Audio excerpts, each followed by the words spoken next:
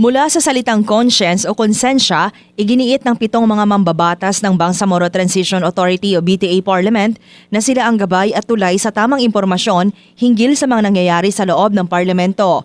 Inilunsad ng mga ito kahapon ang BTA Conscience Alliance ayon sa kanilang tagapagsalita na si Member of Parliament o MP Attorney Kitem Kadatuan. Kasama dito sina MPs Alandato Pagayaw, Butch Malang, Abdul Basit Benito, Maarov Candao, Ibrahim Ibay at Tumanda Antok. Sinabi ni Kadatuan na layunin ng kanilang alyansa na maging boses ng mga mamamayan sa BTA Parliament.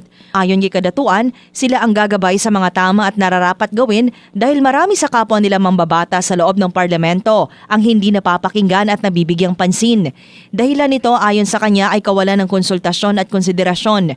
Dagdag pa ng mambabatas, maging sa mga mamamayan ng rehiyon ay marami mga hinaing ang hindi rin natutugunan kaya't sa tulong ng kanilang alyansa ay mabibigyan ng boses ang bawat isa. Ang maaasahan ng mga tao is mayroong mga members of parliament na makikinig sa kanilang mga boses. Regardless gaano ka kalayo, gaano ka kalapit, ano ang estado mo sa buhay, hanggang kapwa members of parliament namin. So, magiging boses kami not only sa parlamento para sa inyong mga hinaing sa legislative agenda, magiging boses nyo din kami sa Bangsamoro government. Hinikayat ni Kadatuan ng iba pang BTA members, mga mamamayan ng BARM at iba pa na samahan sila sa kanilang advokasya.